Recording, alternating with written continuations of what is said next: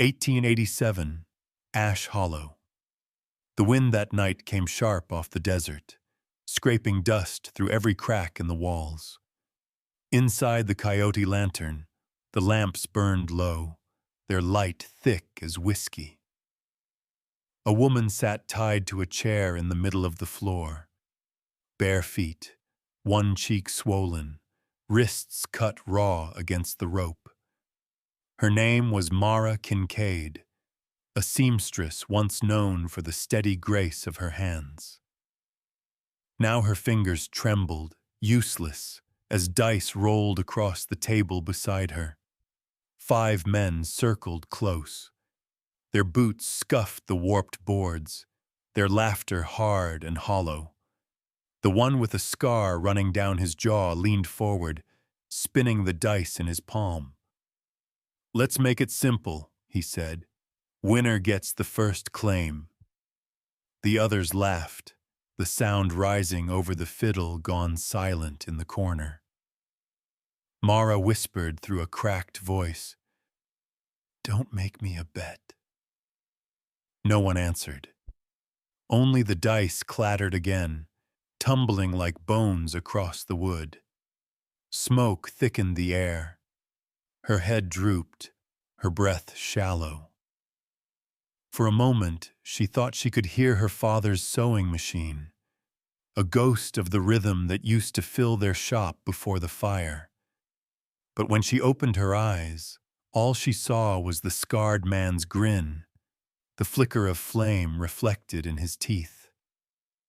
Somewhere deep, a thought rose and burned. This can't be the end of me. A door groaned open behind her. Wind swept through the room, scattering ash from the stove. Bootsteps, slow, heavy. A stranger filled the doorway, tall and dust-covered, his hat casting his face in shadow. He didn't speak, didn't move. The laughter dimmed, one voice faltering mid-curse. The man's coat brushed the frame as he stepped in, the sound soft as cloth but somehow louder than the noise of the saloon itself. He stopped beside the table, eyes resting on the dice. Not on her. On the game. "Evening," the scarred man said, forcing a smirk. "You here to play, cowboy?" The stranger's voice came low, almost kind. "If that's what it takes to end this." Mara lifted her head, tried to see him clearer through the smoke. She couldn't tell if his face was cruel or calm, only that it was tired. The kind of tired that carries something it never forgave itself for. The dice rattled once more, one of the men tossing them toward him. The stranger caught them mid-air. His hand closed slow, the sound of ivory against calloused skin. "They say luck's a fair judge," he murmured. "But I've met too many fair judges buried in sand." He looked at the scarred man, then down at the rope binding Mara's wrists. "What's the stake?" The room went still again. Her heart thudded so loud she was sure they could all hear it. The scarred man grinned. "The girl, stranger. She's the prize tonight." The stranger's jaw flexed once. "Then I'll play for her freedom." He dropped the dice onto the table. They rolled slow, clicking, dancing over scratches and spilled drink. The room bent forward, breath held, snake eyes. No one moved. Even the lamp flame seemed to pause, its hiss swallowed by the silence. The stranger's voice, when it came, was soft enough to break something inside her. "I win," he said, "and no one here touches her again." For the first time in hours, Mara felt air fill her lungs. But the scarred man leaned back, smile widening. You think it ends that easy? He snapped his fingers. From the dark corner, another pair of boots stepped forward, the sound heavier, deliberate, the kind that makes every soul in a room remember their sins. Mara turned, breath catching as she saw the man with the scar along his jaw, lighting a match that burned like the memory of fire. The match flared bright, catching on the man's scarred jaw. Harlan Pike. His name rolled through the room like a curse everyone knew but never dared to speak. The flame touched his cigarette. Smoke curled upward, blue and slow. He leaned against the wall, eyes narrowing at the stranger. So that's your play, Pike said. Roll the bones and think the world forgets its debts? Malachi didn't answer. His hand rested lightly on the table, fingers still near the dice. Mara could hear her own heartbeat again, uneven, fragile. The other men stepped back, uncertain. Even their whiskey courage was no match for Pike's presence. The air thickened until every breath felt borrowed. Malachi's voice came low. I didn't come here to gamble, Pike. Then what for? To stop you from pretending this is justice. A murmur rippled through the room. The scarred outlaw laughed, sharp and dry. You think you can walk in here and preach law to me? I'm not talking about law, Malachi said. I'm talking about mercy. Mara felt those words like water after a long thirst. Mercy. A sound she hadn't heard in this town since her father's shop burned down. Pike stepped closer, smoke trailing from his mouth. You talk soft for a man carrying iron, he said. I carry it so I don't have to use it. That stopped him for half a breath. Malachi's tone wasn't defiance. It was something heavier, something that belonged to men who'd already paid for their mistakes. He reached into his coat, not for the gun, but for a small knife. Plain, worn from years of use. Without looking at Pike, he knelt and cut through the rope at Mara's wrists. The fibers parted with a faint sigh. Her hands dropped, trembling. Blood rushed back into her fingers, stinging like pins. She wanted to thank him, but no words came. He didn't look at her. He just whispered, You're free to stand. Pike's boot scraped the floor. That's a mistake, rancher. Malachi rose slowly. I've made worse. For a long moment, no one breathed. The lamp hissed, dust floated between them like thin gold smoke. Pike's grin turned mean. You don't remember me, do you? Malachi's eyes flicked once, steady. I remember enough. Pike laughed, a sound without warmth. You rode through Canyon Ford once, too late to save a woman they hanged. Her name was Ruth, I think. You came with your mercy and left with ghosts. The words cut deeper than any blade. Mara saw the flicker in Malachi's eyes, the smallest tremor in a man who rarely showed pain. He said quietly, That's why I'm here early this time. The room went silent again. The men around Pike looked uneasy now, unsure which side they stood on. Mercy had a way of sounding more dangerous than guns. Malachi turned to Mara. Walk toward that door, the one facing east. She took a breath, her legs unsteady. Every step felt like breaking a chain she'd worn too long. Pike let her get 3 paces before speaking. "You think you've changed the rules here?" "Ash Hollow still belongs to me." Malachi faced him, calm as dust after rain. "Not tonight." The stranger's gaze never left Pike's. The lamplight caught in his dark eyes, steady and unblinking, as if he'd seen too much to ever flinch again. Behind them, the dice still sat on the table, 2 white bones showing snake eyes, their dots blackened by someone's blood. The wind outside rose, rattling the shutters like a warning. Pike dropped his cigarette to the floor, grinding it beneath his heel.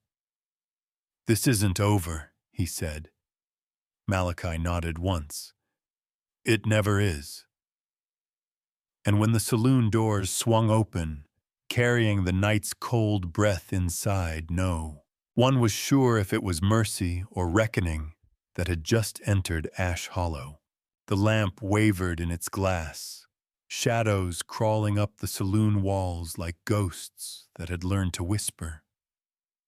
Pike leaned over the table, eyes on Malachi, the hint of a grin tugging his mouth.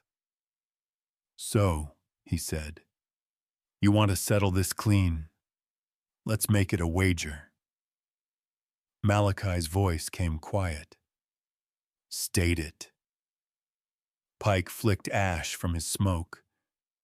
"If you win, she walks out that door. If you lose, your horse and half your herd belong to me."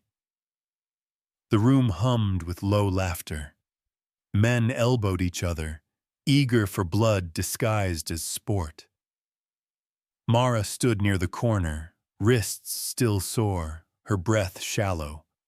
The rope marks burned, but not as much as the thought of being traded again. Malachi's eyes didn't move from Pike's. "I'll play," he said. One of the drunks grabbed the dice, gave them a loud shake, and slammed them down. The roll came up high. Cheers filled the room.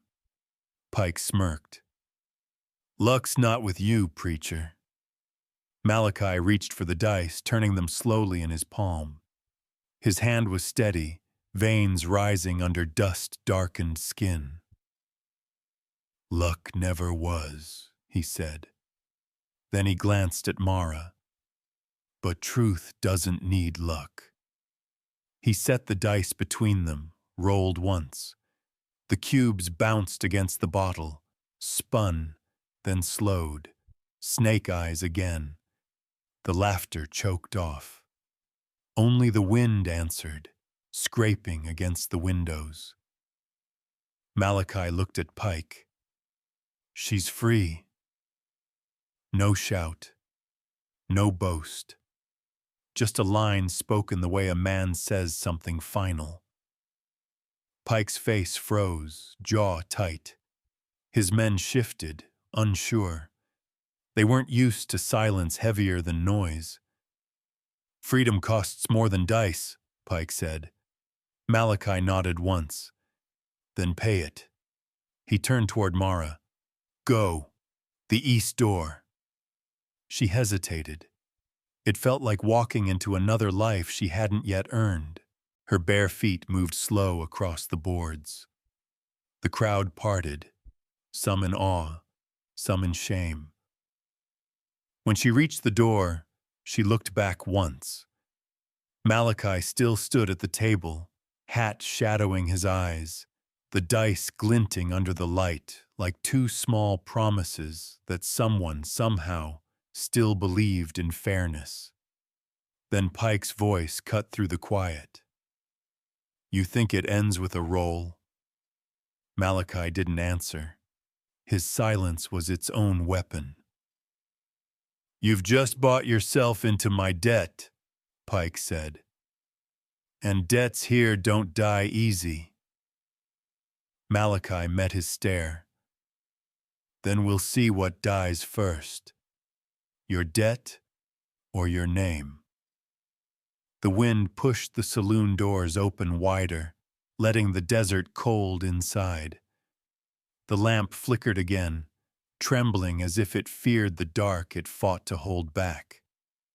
And just as Mara reached for the handle, Pike's laughter followed her, bitter and low.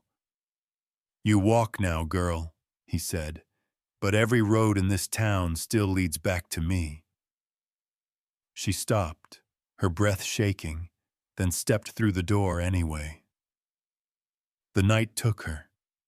Inside, Malachi's hand closed over the dice once more. He didn't roll them.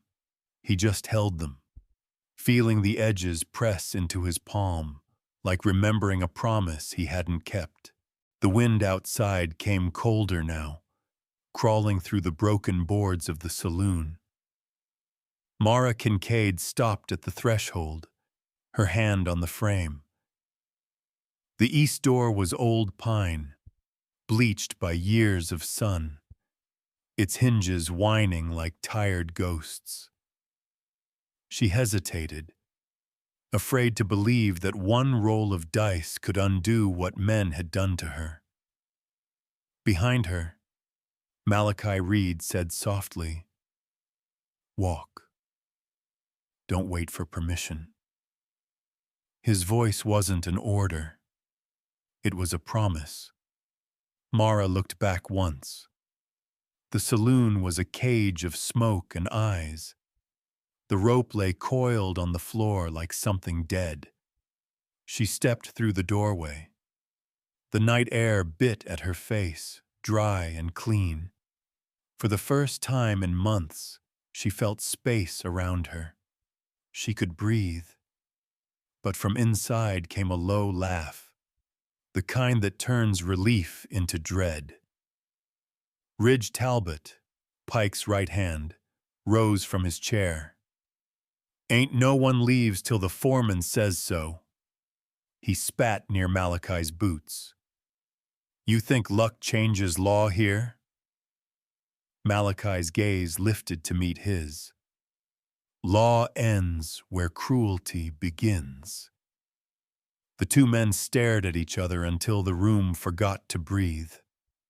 Ridge's hand twitched toward his belt. Malachi didn't move. He only said, calm and low, "She's already walking." Outside, Mara's steps quickened. She heard voices rise, the scrape of chairs, then the heavy sound of boots, one set, slow and deliberate. She turned, heart hammering, and saw a shadow stretch across the saloon floor. The lamps caught the shape of a man emerging from the dark corner, the same one who'd been silent all night, watching. Harlan Pike stepped forward, his face half hidden beneath the brim of his hat, the long scar gleaming under the yellow light. Smoke trailed behind him like a stain. "Let her go," Malachi said. Pike smiled without warmth. "She's got debts. Debts don't walk away. She doesn't owe you anything." Pike tapped the table with one gloved finger. "Everything in this town owes me something." The room grew still. Even the laughter of drunks outside faded, swallowed by the weight of his words. Mara froze near the doorway, torn between flight and fear. Malachi spoke again, quieter this time. "If this is about money, name it." Pike said, "It ain't about money. It's about who holds the right to say who's worth saving." He reached into his coat and pulled out a folded paper. The edges were burned, the ink smeared, but across the top, the word debt was still visible. "Her name's here," Pike said. "She stays." Malachi's hand brushed the handle of his knife. "You're holding ash and pretending it's law." Pike's grin widened. Then let's see whose belief burns longer. The match in his fingers flared. The firelight danced over the dice on the table, two white bones catching orange. For an instant, Mara saw her father's face in the glow, the same fire that had once swallowed their shop, the same signature of ruin. She whispered, "No." Pike's eyes turned toward her, cold and familiar. "You remember fire, don't you, seamstress?" Her knees weakened. "It was you." Malachi stepped forward, placing himself between them. His voice cut through the tension like a slow blade. "That's far enough." Pike blew out the match. The smoke curled upward like a snake disappearing into dark. "This isn't over, Reed," he said. Malachi nodded once. "It never was." The lamplight flickered, shadows crawling higher on the walls, as if the saloon itself braced for something it couldn't name. Outside, the desert wind shifted east, carrying the smell of iron and rain. Mara pressed her back against the door, her wrists throbbing, eyes on the man who had stepped into her storm. The dice still sat between them, two small pieces of chance waiting for someone to roll again. The saloon door creaked closed, shutting out the wind. The air turned heavy again, thick with smoke and sweat. Pike moved closer to the table, the burned paper between his fingers like a flag of ownership. Mara stood frozen near the door, the lamplight trembling across her face. She wanted to run, but the word debt pinned her where she was. Every sound, the rustle of boots, the clink of bottles, seemed distant, swallowed by Pike's calm voice. "You owe the house," he said softly, as if explaining a kindness. "Your father did before he burned it down. You carry his mark." Malachi's jaw tightened. "You burned that shop." Pike's grin bent wider. "I just collected what was due." The way he said it chilled the room. The men around him didn't laugh anymore. Even Ridge shifted, uneasy. Pike's words had the sound of truth and sin mixed together. Malachi stepped forward until the light caught his face, calm, carved by years of dust and distance. He didn't raise his voice. "I've seen debt repaid in blood, Pike. Never once made a man rich." Pike ignored him, turning toward Mara. "You still sew, girl? Shame to waste good fingers." He pointed at her bruised wrists. "You could work that off. Might even earn your father's freedom in the grave." Mara's eyes filled, but she refused to lower them. "You took everything from him." "I gave him a chance." "You gave him fire." The saloon silence broke like glass. Pike's smirk faltered for half a breath. Then he turned back to Malachi, voice dry. "You think one good deed wipes your past clean, Reed? I heard about Canyon Ford. Heard you arrived too late. A woman hung there because you stopped for a prayer." Malachi didn't move, didn't blink. "I remember," he said.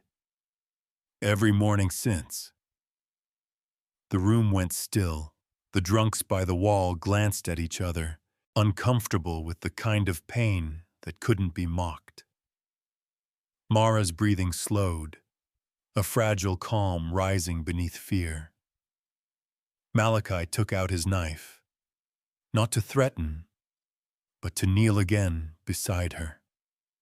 The blade caught the lamplight as he slid it gently beneath the rope still knotted at her elbows. One twist, one breath, and the fibers snapped. The sound was small, but in that silence, it felt like thunder. Mara pulled her arms close, blood returning to skin that had forgotten warmth. Malachi's voice came quiet, rough with something deeper than anger. "No one owns you." Pike watched, smoke curling from his cigarette. "That's sweet. Maybe carve it on her gravestone." "Not tonight." Malachi stood. His shadow fell long across the table, stretching past the dice, up the wall where the old clock had stopped years ago. For a moment, time itself felt held between them. The man who made fire, the man who came too late, and the woman caught between what had burned and what might still heal. Pike reached for his gun. The room tensed. Ridge's hand hovered near his holster. Malachi didn't move. "You pull," he said, "and you answer to every ghost in this room." The fire in the lamp hissed, guttered, then steadied again. Pike's fingers flexed, then stopped. He let the gun fall back into its place, a slow smirk returning. "This isn't mercy," he said. "It's a pause." Malachi stepped forward once, then call it breath before judgment. The two men stared at each other, neither blinking, neither breaking the quiet that now pressed against the walls. Outside, thunder murmured far off beyond the mesa. The first drop of rain hit the roof, soft but certain. Mara looked at the rope on the floor, then at Malachi. "Why help me?" she asked. He answered without turning. "Because last time, I didn't." And as lightning cracked across the desert, the saloon filled with that strange light, the kind that shows everything too clearly for a wound. Single heartbeat, then disappears before you can look away. Thunder rolled over Ash Hollow like something heavy dragging across heaven. Rain hissed through cracks in the roof, dotting the warped floorboards. The smell of smoke and dust mixed with the damp, turning the air thick enough to taste. Pike stood still, watching Malachi through the flicker of the lamp. His grin had faded to a tight line. "You think this ends with ropes cut and pretty words?" he said. "You think she walks out and the slate's clean?" Malachi's voice came quiet. "It ends when you stop pretending cruelty's a kind of justice." Pike laughed once, low and tired. "Justice? I buried that word years ago." He stepped closer, boots leaving wet prints behind. "But tell me, Reed, how many graves did your mercy dig? I heard the story from Canyon Ford. You got there too late. She waited for you, didn't she, so?" The room went still. Mara turned, seeing the flicker in Malachi's eyes, a wound too deep for blood. His jaw tightened, but his voice stayed even. "She did," he said, "and I live with it. Every day I breathe, I hear the rope creak." The lamplight trembled. For the first time, Pike's smirk faltered, as if he hadn't expected confession. Malachi looked at Mara. "That's why I'm here early this time." Something in his tone, soft, breaking, settled over the room like prayer. Mara's lips parted, but she couldn't speak. She saw the weight he carried, how he wore guilt like a second skin, and something inside her shifted, pity folding into trust. Pike turned away, lighting another cigarette, just to hide the twitch in his mouth. You talk too much about ghosts, Reed. I deal with the living, and the living still owe me. He tapped ash into an empty glass, then said, "One last game. Not for money, for the right to stay in this town. You win. The girl walks free, and I burn her debt. You lose. You leave Ash Hollow by dawn. Head down." Malachi studied him a long moment. Rain tapped the roof like impatient fingers. Finally, he nodded. "But this time," he said, "everyone here watches. Everyone signs their name to the truth." "What truth?" Pike asked. "That a woman's freedom doesn't need permission." A murmur rippled through the crowd. One of the old miners near the wall cleared his throat. "I'll stand witness." Another man followed. Rough hands pressed inked thumbs onto the table's edge, leaving black smears that looked almost holy. Mara's breath caught. For the first time, the crowd was no longer a mob. It was a chorus. Pike sneered. "You think they'll save you?" Malachi shook his head. "They'll save themselves." The wind pushed at the shutters. The dice sat in the center of the table again, white bones against scarred wood. Pike nodded once, his smile returning. "Then roll." Malachi reached for them, then paused. His gaze drifted to Mara. "No," he said quietly. "She should roll this one." Every eye turned. The room held its breath. Mara froze, disbelief widening her eyes. "Me?" "You've been the bet all night," he said. "Time you call your own odds." Pike chuckled darkly. "Let the seamstress play then." Mara stepped forward, slow, her bare feet leaving prints on the dusty floor. The rope burns on her wrists had darkened, but her hands no longer shook. She looked at Malachi. "What happens if I lose?" He met her eyes. "You won't." The dice felt cold against her skin, like something taken from a grave. She rolled them once in her palms, took a breath that felt too big for her lungs, and let them fall. They spun across the wood, tapping softly. The whole room leaned in. Rain drummed harder on the roof.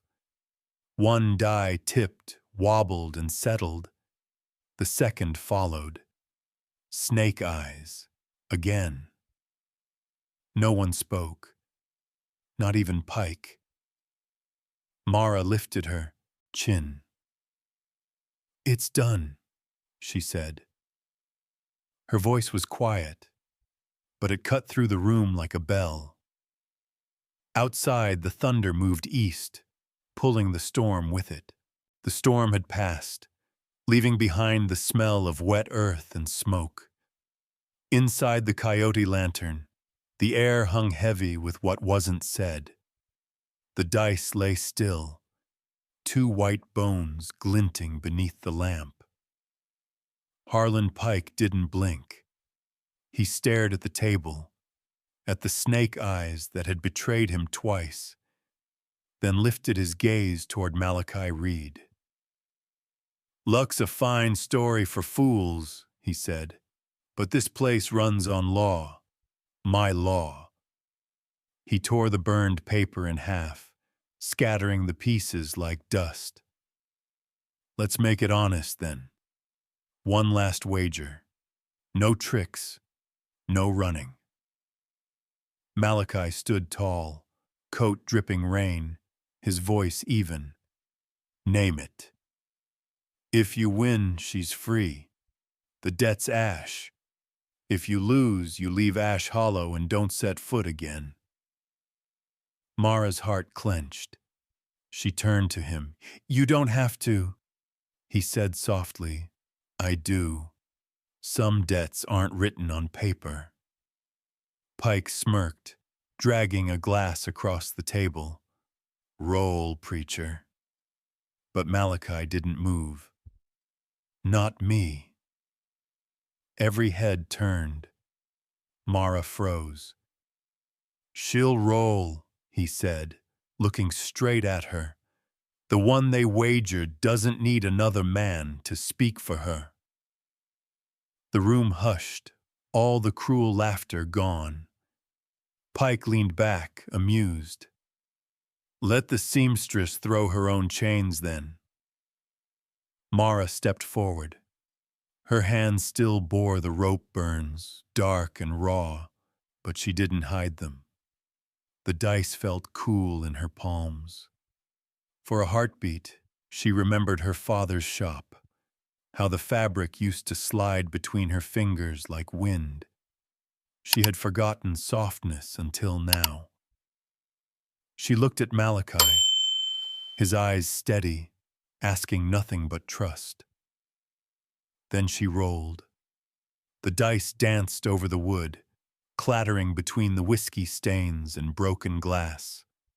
One bounced off Pike's boot and spun back toward the light. The room leaned forward as they slowed, rolled once more, and stopped. Level, strong, snake eyes. Again, a sound left the crowd. Not quite a cheer, not quite disbelief, just breath. Pike's face hardened. You think this means something?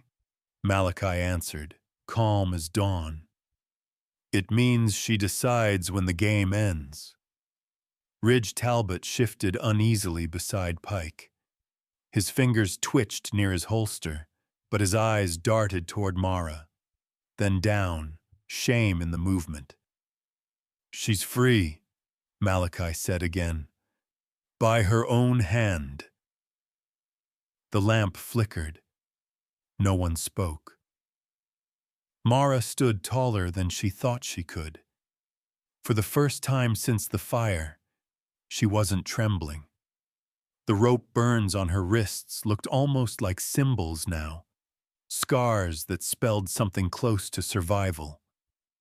Then Pike's laughter broke the silence. It was soft at first, then rough, scraping out of him like stone on metal.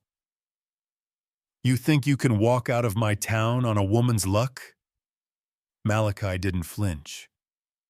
It's not luck, it's choice. Pike took a slow step forward. Then let's see how long choice lives without a gun behind it. The crowd stirred. The miners who'd marked their thumbs on the table began to stand. The man's right, Pike. We seen enough. Another followed. Ridge lowered his weapon. The air shifted. Power moved like a tide turning.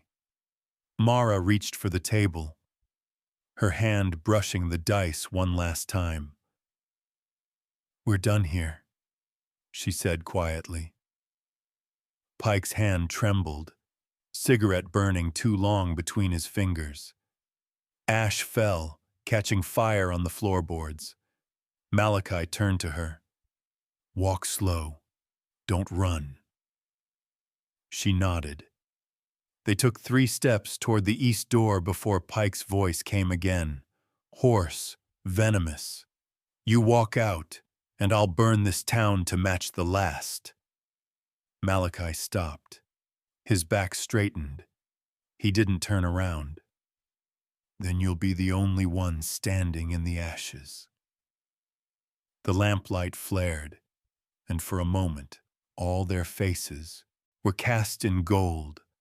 The hunter, the hunted, and the haunted, bound together by the same fire that had begun it all. Outside, the sky cracked open again. the storm returning for one last growl. The wind hit hard, slamming the shutters. The storm had circled back, drawn to the heat still burning inside Coyote Lantern. Thunder cracked over the hills, close enough to shake the bottles on the shelf. Mara Kincaid stood between the tables, her breath shallow but steady. The dice rested near her hand, their white faces glinting under the lamplight. She felt everyone's eyes on her. Fear, disbelief, and something new hiding beneath. Respect. Harlan Pike sneered, his shadow stretching long across the wall. "Snake eyes again," he muttered. "You got a magician's hand or a devil's favor?" "No," Mara said.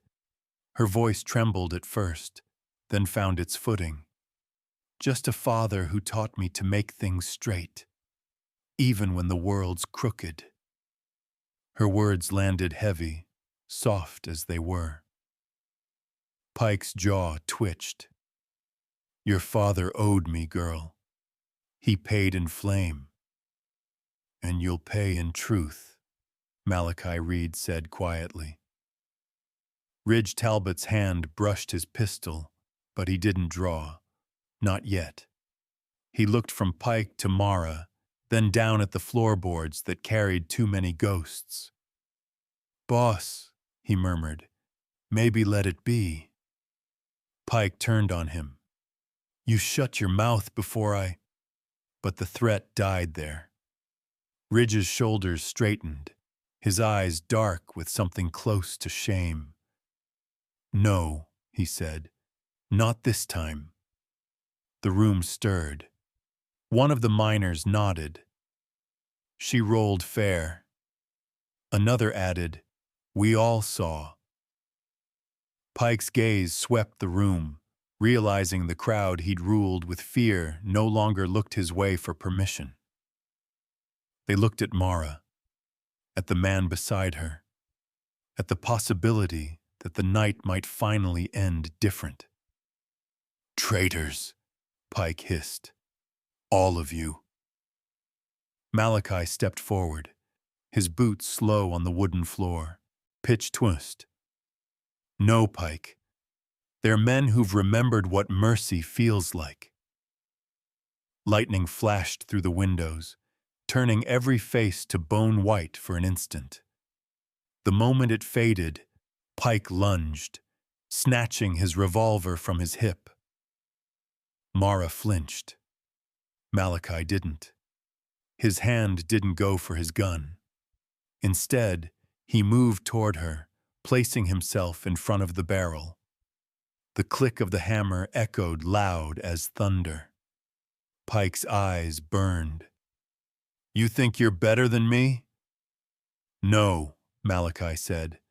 "Just done being you." Then another sound broke through, the creak of wood behind Pike. Macklin Voss, one of his own men, had stepped forward, gun in hand, but not raised. His voice was raw. "My sister, she was sold in Red Mesa," he said. "You made us throw dice for her, too." Pike turned, the barrel wavering. "You shut your—" But he never finished. Macklin holstered his weapon and dropped his hat to the floor. "I'm done." Pike's breath came ragged.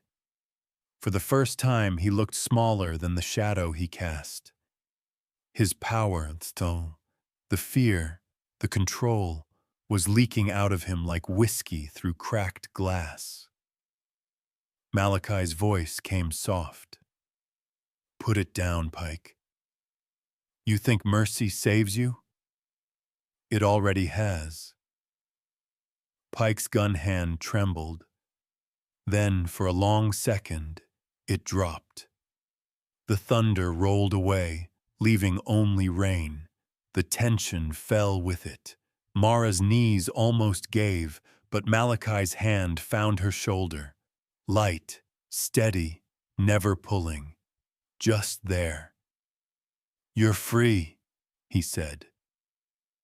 Pike stared at them both, breathing hard. "This town'll burn before I let that stand." Malachi met his eyes. "Then maybe it's time someone else held the match." Lightning split the horizon again, painting Pike's face white as chalk.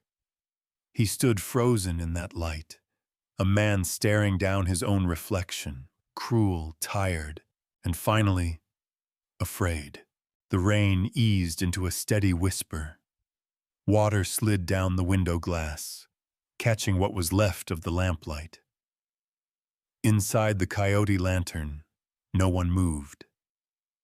Smoke curled upward in thin, uncertain threads. Harlan Pike stood in the center, soaked, furious, and trembling. The revolver hung loose in his hand, the metal gleaming dull against the lamplight. Mara Kincaid could see his breath shaking. It wasn't power anymore. It was fear, and he didn't know how to live without it. He looked around at the men who had once followed him. None met his eyes. Macklin Voss stood with his hat at his chest. Ridge Talbot leaned against a post, head down. The miners watched in silence. For the first time, Pike was alone. "You think one woman and a handful of cowards can undo me?" His voice cracked and raw. Malachi stepped closer. "No. You undo yourself."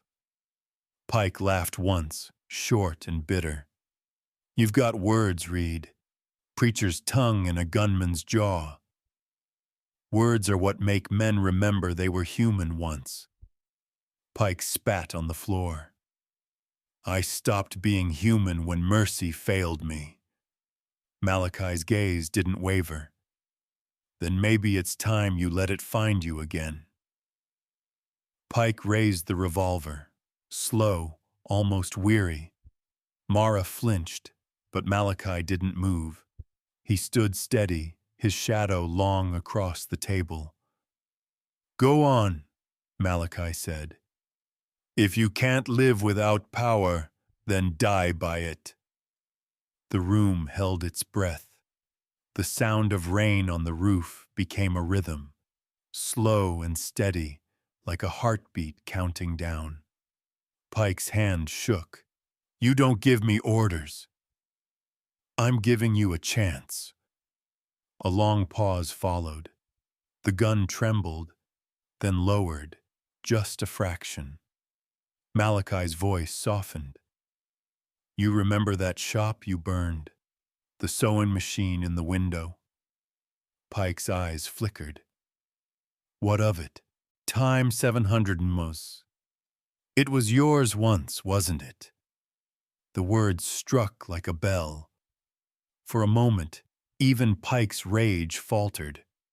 "How do you—" "Your initials were carved underneath the table," Malachi said. "I saw them when I helped rebuild what was left." The revolver sagged in Pike's hand.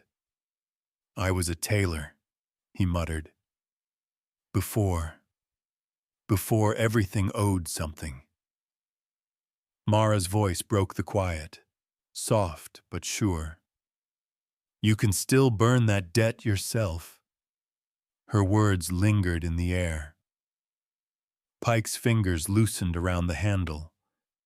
He looked down at the torn paper on the table, the pieces of her father's debt dark with spilled whiskey. For a long time he said nothing. Then he reached for the matches. No one stopped him. The scratch of sulfur sounded almost holy in the silence. He lit one, staring at the flame. Its light flickered across his face, hard lines softening, eyes tired. Malachi spoke gently. "Go ahead. End it the right way." Pike touched the match to the torn paper. Flame caught fast, curling the edges inward. The ink bled, turned black, and vanished. Smoke rose, carrying with it a piece of every wrong done in this room. When it was over, Pike's hand dropped. The matchstick fell, burned out. "Maybe mercy ain't weakness after all," he whispered. Mara's breath shuddered, tears running clean through the dust on her cheeks. The silence that followed wasn't tense anymore. It was release. Even the rain outside softened, falling lighter, gentler, as if the sky itself had exhaled. Malachi reached out and set a hand on Pike's shoulder. Not to forgive, not to claim victory, but as one man offering another a bridge back to being human. Pike didn't look up, but he didn't pull away either. When Malachi turned toward Mara, she was already watching him, eyes filled with something halfway between disbelief and peace. He nodded toward the door. "Let's get you home." She hesitated, then whispered, "What about him?" "He's already standing where he needs to be." They stepped toward the east door, and the wind outside caught the last of the smoke, pulling it into the night. The fire burned small, quiet, and steady on the table. It didn't roar like the blazes Pike once made. It whispered. The paper curled in on itself, edges glowing red before turning black, until nothing was left but ash. Mara Kincaid watched it fall, her eyes following every flicker. That same light had taken her home once, her father's hands, her mother's laughter, the life she'd sown stitch by stitch, until it burned. Now that same fire was giving something back. Not the past, but peace. Harlan Pike stood over the table, head bowed. His shoulders looked smaller, hollowed out by what he'd done, and what he'd finally let go. The gun still hung at his side, forgotten. Smoke rose around him like a shroud and disappeared into the rafters. No one spoke. The miners kept their hats in hand. Even the saloon itself seemed to listen, the floor creaking only with the sound of the dying flame. When it was over, Malachi Reed stepped closer. The light touched his face, turning the deep lines softer. He looked at Pike, not with triumph, but with something far harder, understanding. "You can't unmake what you did," he said quietly, "but you can stop it from happening again." Pike's eyes lifted, raw and red-rimmed. "You think anyone'll let me?" "Start with yourself," Malachi answered. Mara moved closer to the table. The last ember winked out, leaving only the faint smell of burned paper. She brushed the ashes with her fingertips and found something glinting beneath. The corner of a signature burned halfway through, her father's handwriting still visible. The curves of the letters matched the carvings on the old dice. Her breath caught. She held up the small fragment to the light. "It's his mark," she whispered. "He carved this." Malachi looked at it, nodding slowly. "Your father's work." The realization hit her like soft thunder. The dice that had determined her life were made by the same hands that once made her dresses, her memories. The symbol that trapped her had also come from love. The thought tore something open inside her, and then somehow mended it. She looked at Pike. You took what he made and used it to hurt others. Pike didn't deny it. I did. Then let this be the last thing those dice ever decide. He stared at her, then reached down and picked up the 2 white cubes from the table. For a second, the lamplight flashed off them, and they looked like bone. Pike turned them over in his palm, as if weighing the cost of every choice he'd ever made. Then he dropped them into the fire's ash. They hissed once, blackening on the edges. Done, he said. The sound of rain deepened outside, a softer rhythm now. The tension that had held everyone upright began to fade. Macklin Voss set his hat back on his head, eyes down, whispering something that sounded like a prayer. Ridge crossed himself. Malachi reached for Mara's hand.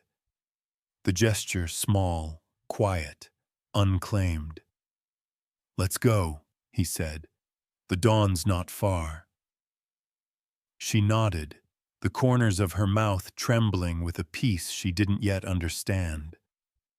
They stepped toward the door together. Behind them, Pike stayed by the table, staring into the ashes, the ghost of firelight dancing in his eyes. Outside, the first pale light of morning spread over the horizon. The rain had washed the dust from the street, leaving it shining like new clay. The town looked the same, but it felt different. Like something had shifted, even if no one could name it yet.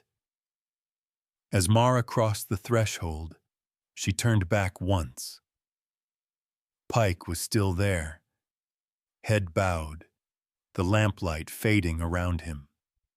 For the first time, she didn't see a monster, just a man standing inside the wreckage he'd built. Malachi tipped his hat to him. Let the ashes rest, he said. And with that, the east wind carried the last curl of smoke into the waking light. The first light of morning spilled over Ash Hollow, soft and slow, turning the mud roads gold. The storm had passed, leaving behind the smell of wet wood and something cleaner, as if the town had exhaled for the first time in years. The coyote lantern stood quiet behind them, its windows glowing faintly from the embers still smoldering inside. Mara Kincaid stepped out first. The air was cool, brushing against her bruised skin like mercy. The rope burns on her wrists still throbbed, red against pale flesh, but the pain was clean now. Not punishment, just proof she'd survived. Malachi Reed followed a step behind. He didn't say a word, just walked beside her, matching her pace. His boots sank into the wet clay with the slow rhythm of a man who'd walked too many miles alone. For a while, neither of them spoke. The wind moved through the wheat stubble beyond the street, whispering against fence posts and tin roofs. The town was waking. A cough behind a shutter, the squeak of a wagon axle, the bark of a dog somewhere down the lane. Life was resuming, cautious but real. Mara turned her face toward the rising sun. It's been years since I've seen morning like this, she said softly. Malachi glanced at her, his eyes tired but warm. Morning always looks new when you've lived through the night. She smiled faintly, but her voice still trembled. I didn't think I'd ever see it again. You weren't the only one, he said. They reached the end of the street, where the mud gave way to open land. The horizon stretched wide, red cliffs washed clean by rain, the faint shimmer of the river beyond. The east wind tugged at her torn dress, carrying with it the scent of sagebrush and wet earth. For a long moment, they stood there, watching the sunlight creep over the land. Then Malachi spoke, his voice low. "You've got a place to go." She shook her head. "Not anymore." "Then you'll need to make one." They walked again, following the dirt road. Every few steps, Mara stumbled, her body still remembering pain. Once her knees buckled and she caught herself on his arm. His hand steadied her, firm but gentle, like he'd done it 1,000 times before. "Easy," he murmured. "The ground's slick." She looked down at their hands, then up at him. "You always help people you barely know?" He smiled, a faint, crooked line. "No, only the ones I can't forget." The words hung in the air, heavier than either wanted to admit.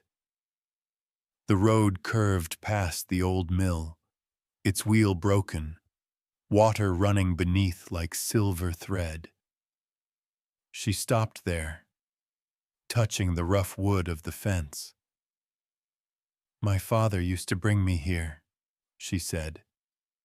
"We'd wash fabric in the stream, hang it out till it smelled like sun." Malachi leaned against the post beside her. "He taught you the trade?" "Everything I know," she said. Then her gaze dropped.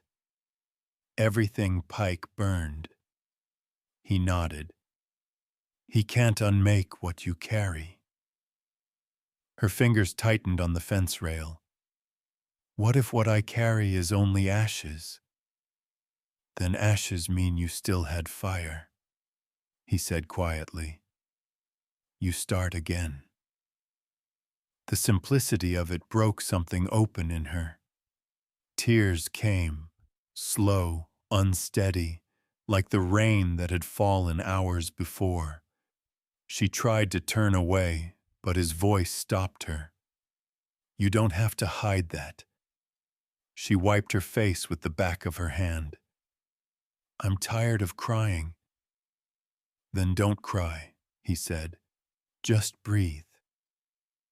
So she did. The breath came shaky at first, then deep, a sound almost like a sob turning into a sigh. It felt new, like the world had given her permission to exist again. When she looked at him, she saw something in his eyes that wasn't pity.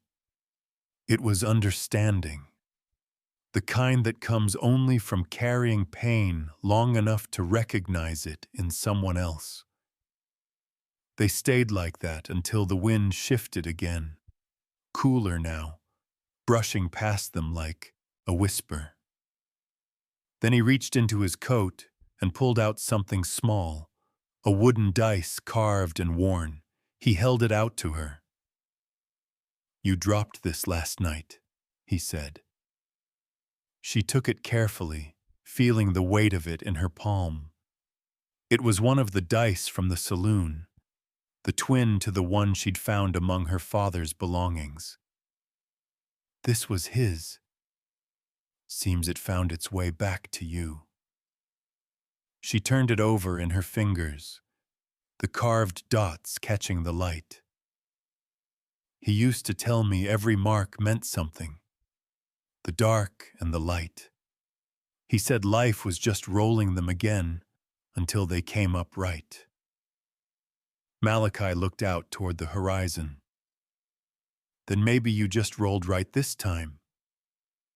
She smiled through the ache in her chest. "Do you believe in that? In fate?"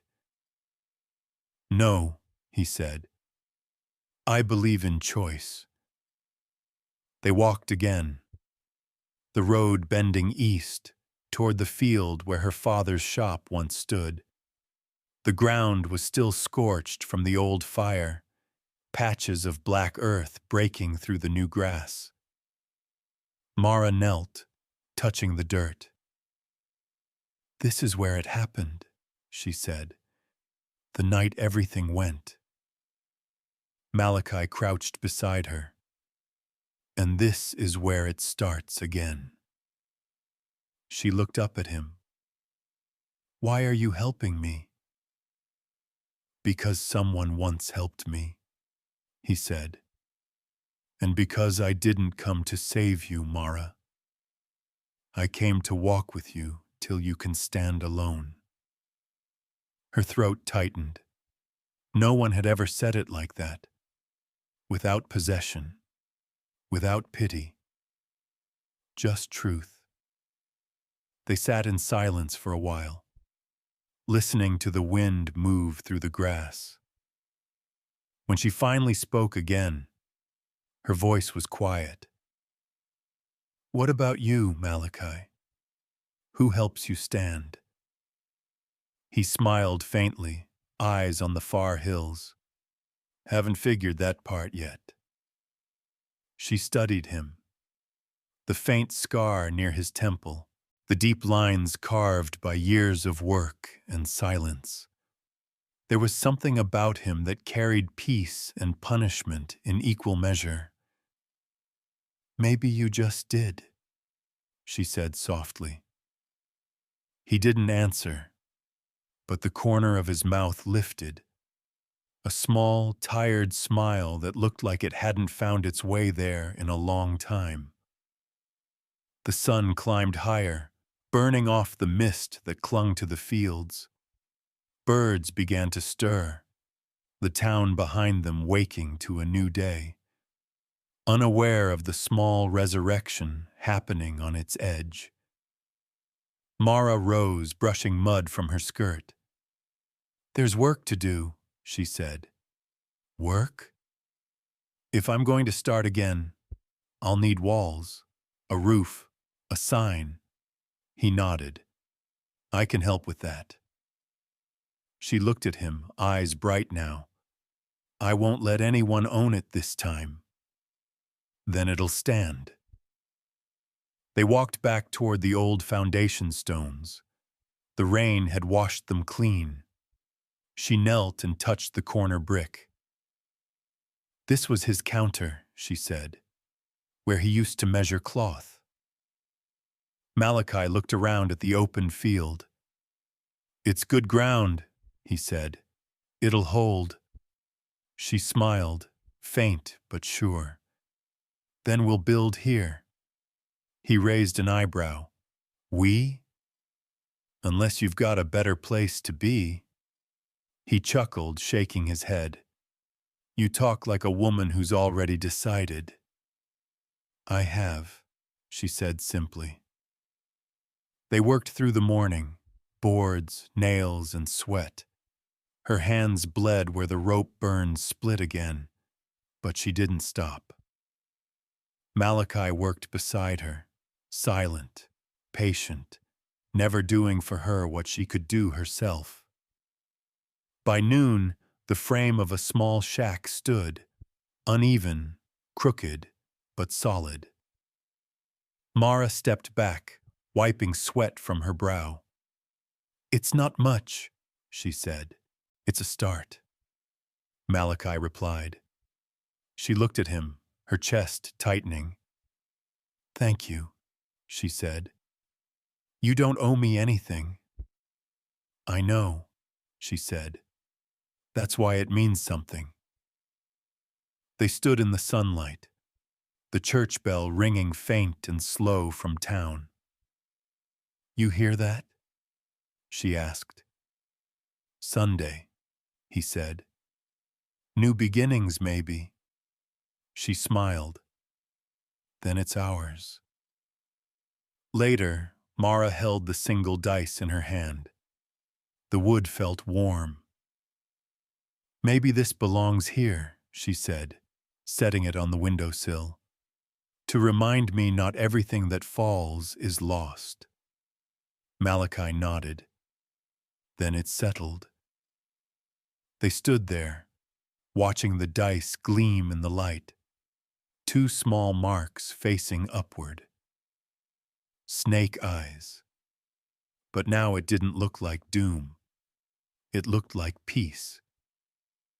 The wind rose again, carrying the cry of a hawk and the heartbeat of a sound cruel and kind in equal measure. "You'll be safe here," he said. "And you?" she asked. "I don't stay long anywhere." "Then stay till the walls are done."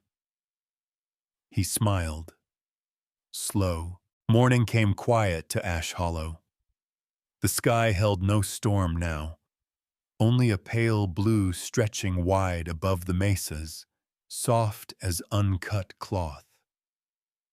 The town, once tense with whispers and debts, stirred to a gentler rhythm. Horses snorted in the corral, a hammer struck somewhere down the lane, and the smell of coffee drifted from an open window. At the edge of town, sunlight spilled over the new frame of a small shop, its wood still raw and pale, the nails catching the light. The hand-painted sign above the door read, "Kincaid and Thread." The brush strokes were uneven, the paint thin in places, but the name stood proud.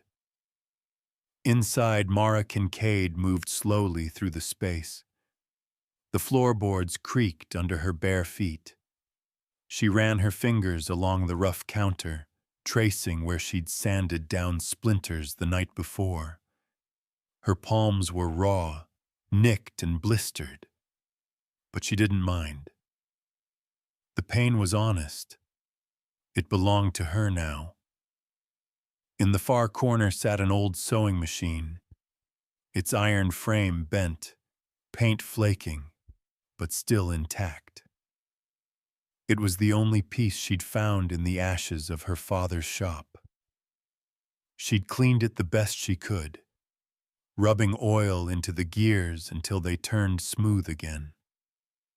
Now, as the morning light fell across it, the metal glimmered faintly, like something remembering how to shine. She took a breath, pressed her foot against the pedal, and the wheel began to turn. The rhythm was uneven at first, then steadied into a soft hum. It was the sound she'd grown up with, the heartbeat of her home. For a long moment, she just listened. Then, from outside, came the sound of boots on dirt. Malachi Reed stepped into the doorway, his hat low against the morning glare. The sunlight caught the dust on his coat, turning him gold around the edges. He didn't speak at first, just watched her work, the way her hands found their old precision again, the way her shoulders no longer bent under the weight they once carried. "You're early," Mara said without looking up. "Habit," he answered, smiling faintly. "You were leaving." "I was," he said. "Then I saw the smoke from your stove." She nodded toward the pot warming near the window. "Coffee's ready." He stepped inside, the floorboards groaning under his boots. "You built it, fast." "I was tired of waiting on luck." Malachi looked around the shop. Bare walls, a single table, bolts of cloth stacked in uneven piles. "You're missing half your roof." "I'll stitch one," she said with a small smile. "The fabric just costs more." He chuckled quietly, shaking his head. "You sound like your father." The mention of him made her pause, her eyes softening. He used to say the same thing, that anything broken can be mended if you've got the patience. He was right. Malachi leaned against the doorframe. Was he? You're standing, aren't you? She looked around, the light on the wood, the hum of the machine, the smell of earth still fresh on the air, and nodded. Yes, I am. They drank in silence for a while. The coffee was bitter but warm. Outside, a wagon rattled past, and two children ran behind it, laughing. The first laughter Mara had heard in months that didn't hurt to listen to. You didn't tell me where you're heading. He took his time before answering. South. Maybe Texas line. There's work on the drives. You always moving? Seems to be what I'm good at. Running or roaming? His mouth curved. Both, maybe. I go where trouble leaves holes and try to fill them before it swallows anyone else. Then you'll never run out of work. I suppose not. He adjusted his hat, glancing toward the east window. The light was getting stronger, washing over the dice she'd set there the night before. They gleamed now, two small cubes, their carved dots shining bright. You kept them, he said quietly. They belong to my father, she answered. And maybe to you now, too. He shook his head. No, you rolled your own luck. Keep it that way. She turned the dice over in her hand. Snake eyes, she murmured. They used to mean bad fortune. He smiled. Depends how you look at it. Sometimes it just means two souls standing side by side. The words hung there, heavier than either expected. I'll make you something, she said suddenly. You don't have to. I know. That's why I want to. She pulled a piece of faded blue denim and began cutting.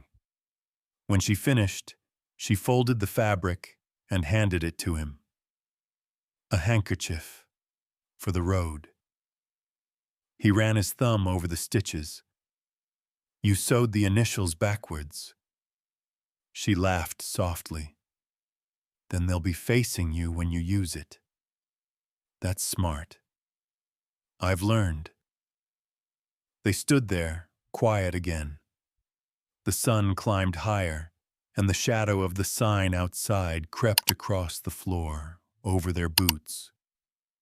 If you ever ride south, ask for a man named Amos in the Cross Spur camp. He owes me coffee. I'll remember. And if anyone tries to burn this place again, tell them the man with the black horse still rides. You always have to sound like a legend, don't you? He chuckled. Only when I mean it. They walked to the door together. Outside, the road stretched long and clean, dust curling under the sunlight. His horse waited near the hitching post, mane still damp from the storm. Malachi swung into the saddle, settling with the ease of a man who belonged to the horizon more than to any place. Mara stood on the porch, the wind lifting her hair. Malachi, she said. He looked down. Thank you for not saving me.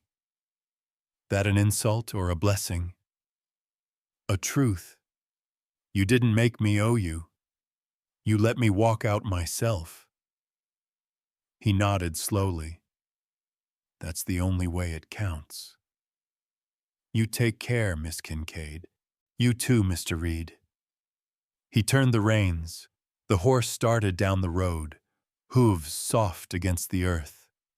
She watched him until he was only a dark figure against the light, then gone, swallowed by the horizon. For a long while she stayed there, hands clasped. The wind rose, sweeping dust across the threshold, carrying the faint smell of rain and mesquite. When she finally turned, the morning had filled the shop with gold. She went to the window where the dice still sat. The sunlight hit them square on, making the two black dots gleam like small stars. She tied a thin thread through both and hung them from the doorframe. They swayed gently, tapping with a sound like quiet laughter. "Two souls," she whispered, "standing side by side." She crossed the room, placed her hand on the sewing machine, and began to work again. The needle moved up and down, catching the rhythm of her breathing.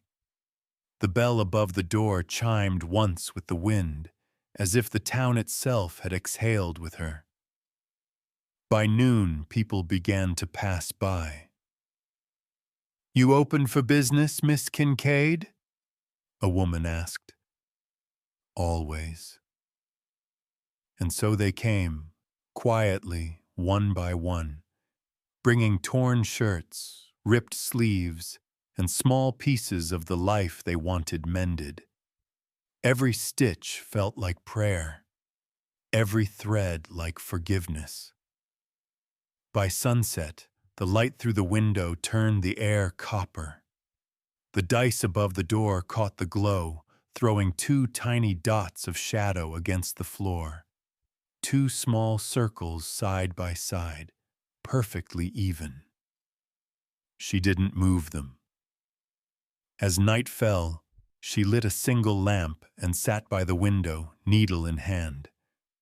Outside, the crickets began their slow song. The town lay quiet, washed clean. Her gaze drifted to the road leading east, the same road he had taken.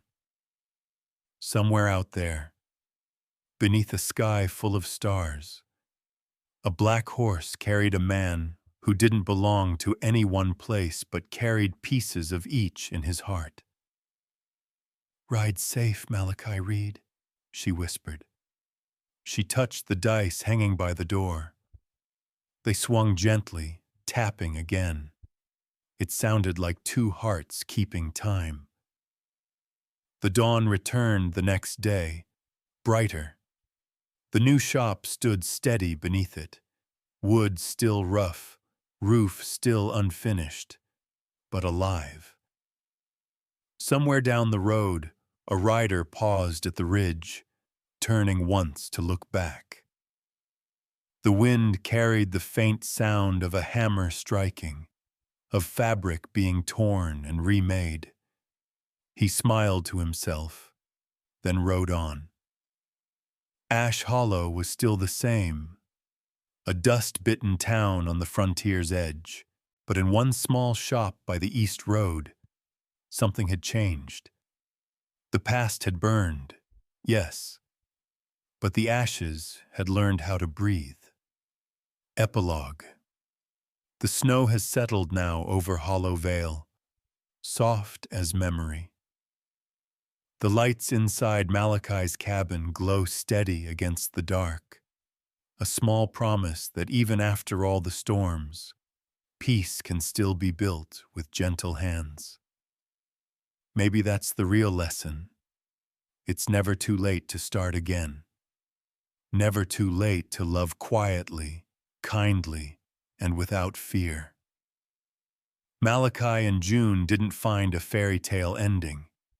They found something rarer, a home made of forgiveness, shared work, and the kind of companionship that doesn't ask for more than presence. Out there on the western plains, love didn't need grand words. It lived in the way he fixed the roof before the snow. It lived in the way she kept the fire alive when he was gone too long. It lived in every small mercy two hearts can give when the world has been hard. If you've lived long enough, maybe you understand what they found. That love at our age isn't about youth or sparks. It's about steady light. It's about knowing that peace can still find you, no matter what's behind you. If this story touched something in your heart, if it reminded you of someone you once loved, or someone you still love, I'd be grateful if you'd let me know. Leave a comment and share what home means to you. Did it take you years to find it? Did you build it with your own hands? Or was it built through kindness along the way? Your stories matter. They're the real heart of Western tales.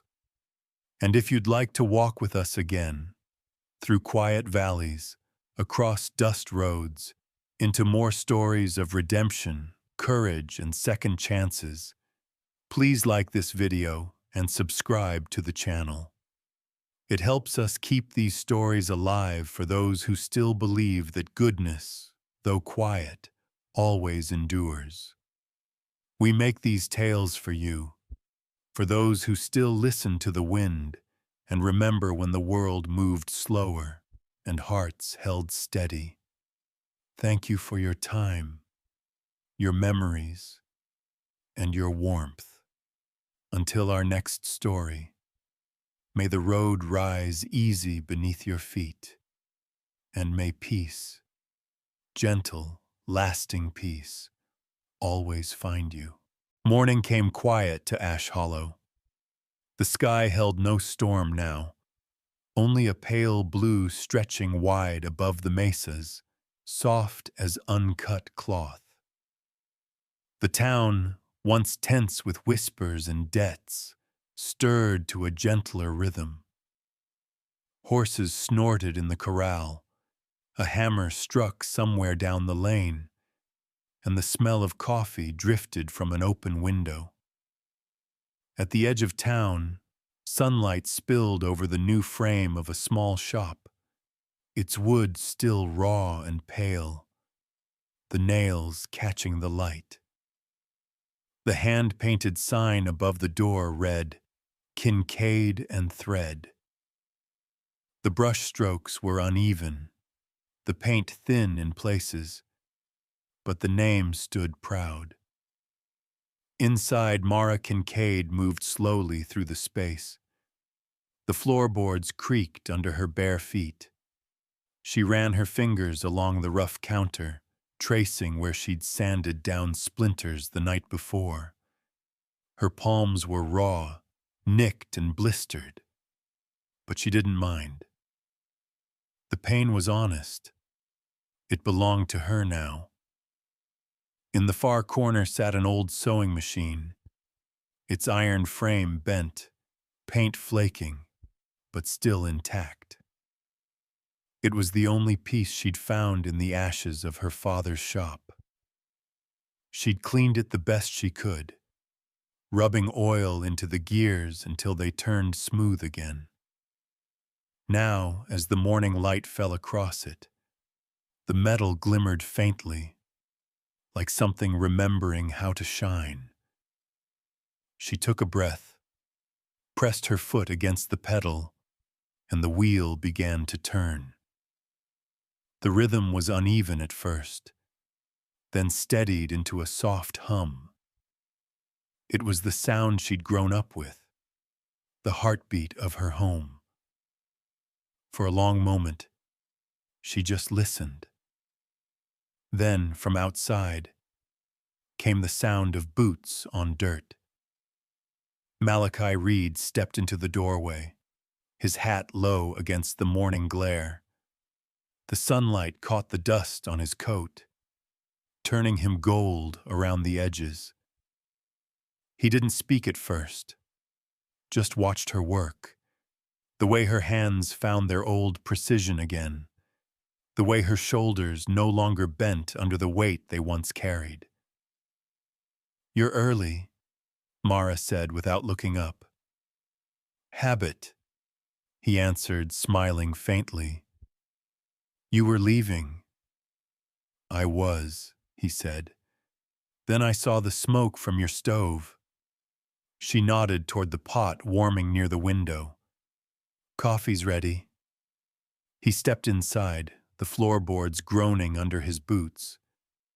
"You built it, fast." I was tired of waiting on luck. Malachi looked around the shop. Bare walls, a single table, bolts of cloth stacked in uneven piles. You're missing half your roof. I'll stitch one, she said with a small smile. The fabric just costs more. He chuckled quietly, shaking his head. You sound like your father. The mention of him made her pause, her eyes softening. He used to say the same thing, that anything broken can be mended if you've got the patience. He was right. Malachi leaned against the doorframe. Was he? You're standing, aren't you? She looked around. The light on the wood, the hum of the machine, the smell of earth still fresh on the air, and nodded. Yes, I am. They drank in silence for a while. The coffee was bitter but warm. Outside, a wagon rattled past, and 2 children ran behind it, laughing. The first laughter Mara had heard in months that didn't hurt to listen to. You didn't tell me where you're heading. He took his time before answering. South. Maybe Texas line. There's work on the drives. You always moving? Seems to be what I'm good at. Running or roaming? His mouth curved. Both, maybe. I go where trouble leaves holes and try to fill them before it swallows anyone else. Then you'll never run out of work. I suppose not. He adjusted his hat, glancing toward the east window.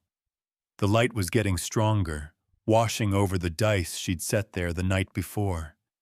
They gleamed now. 2 small cubes, their carved dots shining bright. You kept them, he said quietly. They belong to my father.